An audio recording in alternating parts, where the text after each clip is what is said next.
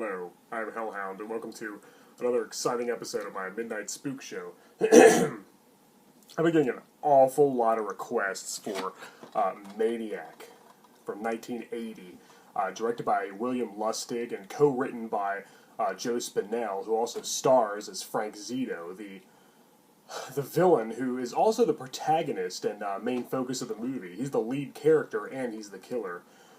Now, yeah, as I said, I've been getting a lot of requests for this one, and so I gotta do this review justice. I cannot screw this up, so if I mess it up, I'll have to refilm this review, because like, this movie is one that I have to get right, you know, when talking about it. Yeah, basically the story is that, Frank Zito is played by Joe Spinell, as I said, who co-wrote the film, is haunted by the death of his mother, who she died in a car accident. She was abusive to him, but he still misses her regardless, and so he goes out at night and he kills women and then scalps them, placing their manes over the heads of mannequins, which are all over his apartment. It was a dirty-looking apartment. He's got mannequins everywhere with the hair of his actual victims, real hair, real human hair. And so, but eventually, you know, he's done doing this for a long time. Then he befriends a photographer named Anna, played by Carolyn Monroe, who was also in Slaughter High and one of my favorite Bond films, The Spy Who Loved Me. Now, he starts to kind of fall in love with her, and he starts to kind of become normal a little bit. And we kind of sympathize with him a little bit. We kind of sort of feel bad for him.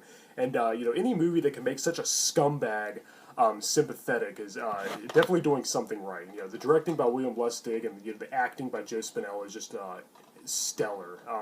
As well as the special effects by Tom Savini, you know, probably one of the greatest horror makeup artists of all time.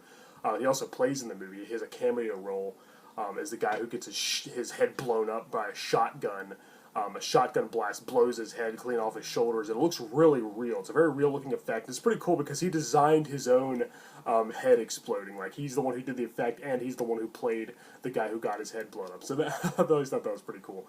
But yeah, anyway, yeah, Maniac is way different from your usual slasher. You know, it's not your average horror film. I don't even know if I could really consider it a slasher, because it's not just like an unseen, mysterious assailant going around offing people. You know, there's a body count. There's actually a lot more story here.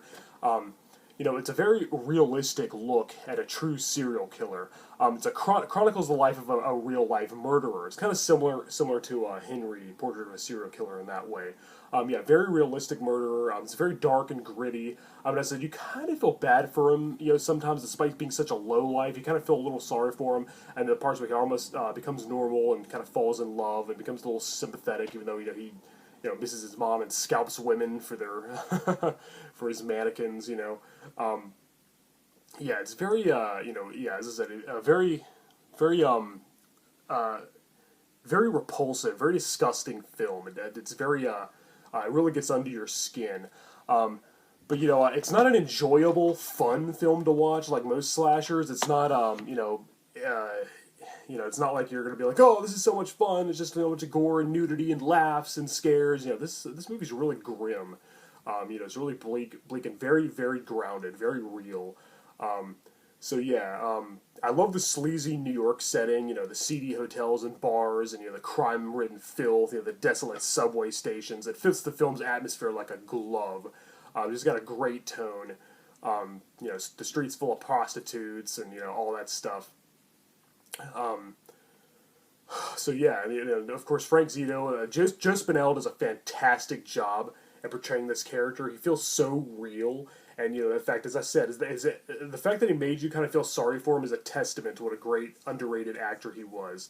Because how can you feel sorry for a guy who, you know, scalps women and, you know, and strangles them to death and, you know, blows guys' heads off with a shotgun? It's not a simple task for a movie to, force that emotion out of you. I still wanted him to get his just desserts. I was also rooting against him. I found him very, kind of charismatic and kind of charming in a way, but, he's still a very dirty, filthy scumbag who, deserved to be, locked up or killed, But, there's scenes where, he's crying and he kind of feels remorse over what he's become and a regret over what he does, how he's dealing with his guilt, his grief. He misses his mom. I guess everybody copes with loss in their own unique way. So to each their own. But yeah, as I said, he's a lowlife, he's a villain, but he's the main focus of the movie. He's also the lead character, he's the protagonist, so this movie's very unique in that. You really get to know him as a character, and he really goes into his origins and backstory and his motivations, and he's a very fleshed out, very three-dimensional person, too, so I gotta give the filmmakers props for that one. Also, some fun trivia, the headless body near the end of the movie is the same prop used for the one used for Mrs. Voorhees at the end of the first Friday the 13th film, so I found that was kind of a fascinating bit of trivia, a little fun fact. But yeah, oh gosh, what else can I say about this movie that hasn't already said a million times? Yeah, Maniac. I warned you not to go out tonight. Yeah, very, very dirty, very sleazy movie, very filth-ridden, very violent, very gory, very realistic, especially for the low budget that it had. This movie feels real. It feels like somebody documented the everyday life of a serial killer and just followed them around with a camera and just showed what they do. It's psychos like this really exist in our world. There are people that are just as sick and cruel as Frank Zito. Some even worse, I might add. So yeah, he's not Freddy or Jason. He's the real deal. He's an actual murderer. He feels like somebody who could really be doing these horrible things. It's not a supernatural, unstoppable, immortal, zombie thing. It's a real, a realistic murderer. It really delves into his psychosis and everything. Yeah, I really like William Lustig. He always does a great job. I will say Anna, played by Carolyn Monroe, who's the girl who he kind of falls in love with and befriends. She's a photographer. She had a really pretty accent, but I didn't think she was I don't know. I didn't think her acting was all that great in this movie. Her performance, well, I've seen her really good in. I've seen her do really good in other things, but I don't know. I just didn't feel like her performance was all that great in this. She didn't really display all the right emotions, but I think maybe that was just because she was next to Joe Spinell, who did a fantastic job, and maybe just seemed a little lesser in comparison. Maybe that was it,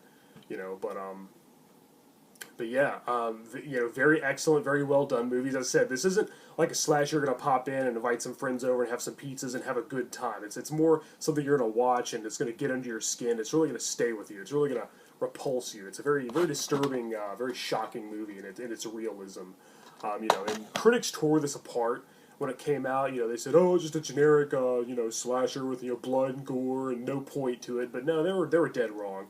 It's since developed a huge cult following, which is why it's very important that I do this review justice. I hope I'm doing good so far. You guys let me know in the comments.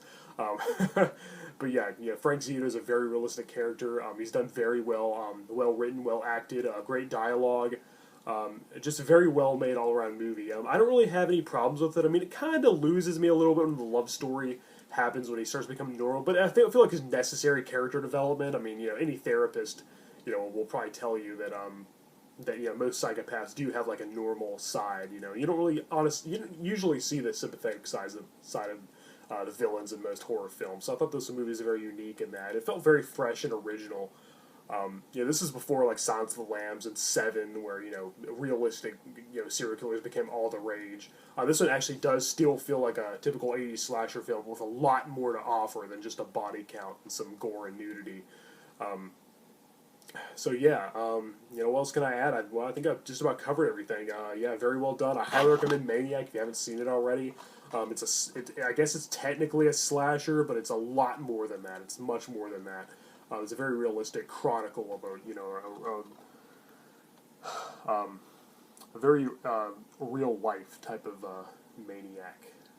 I always thought this cover, what a great artwork. I always thought that he was holding a severed head, but only recently have I realized that's actually a scalp. That's actually human hair of one of his victims that he just, scalped her. So, yeah, just not noticed that recently. I don't know. This is a very good DVD, by the way. It's got loaded with special features. There's documentary talking about Joe Spinell, the actor behind Frank Zito. There's a commentary with William Lustig and Tom Savini, and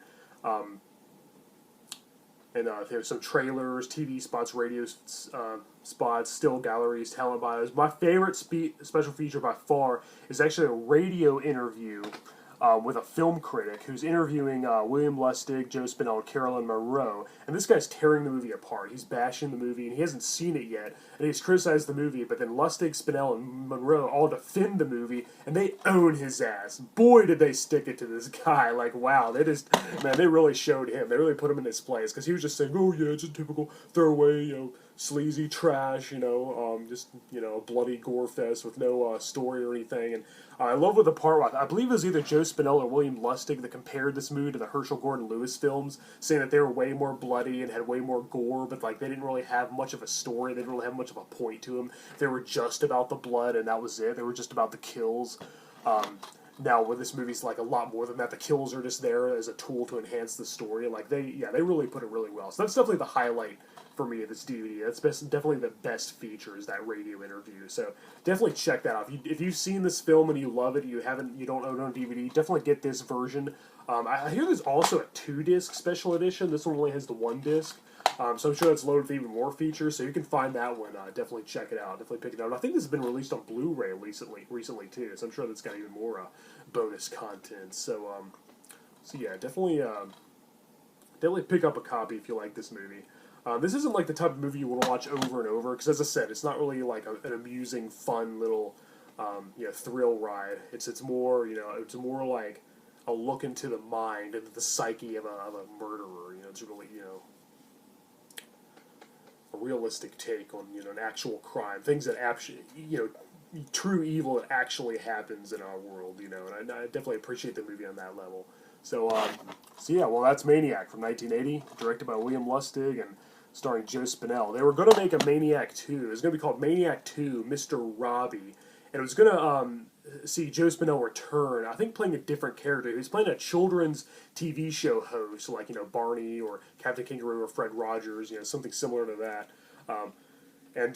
He was a positive role model for children, and he began offing child abusers. So I thought that was a really interesting plot, but unfortunately the death of Joe Spinell in 1989 prevented that from happening, so there never was a sequel, even though I think it started filming in 86, so I don't know why they couldn't finish filming it, it was 3 years before he died.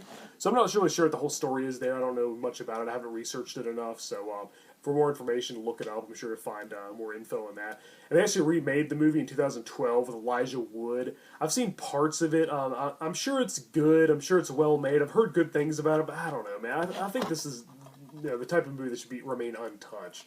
You shouldn't remake this movie. I mean, I appreciate they wanted to tell, a similar story, and they wanted to do another realistic look at a serial killer. And I heard that Elijah Wood does a great job. I love him in Lord of the Rings and stuff like that.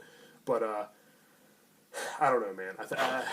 I think this is one of those movies that should just be, it's perfect the way it is. It doesn't need a modern adaptation. It doesn't need an update. But, anyway, I still haven't seen that remake, so I'll reserve judgment, I guess. But anyway, guys, check out Maniac. You won't be disappointed. I'm Hellhound. Thank you for watching my show. I hope I didn't leave out anything. And until next time, later.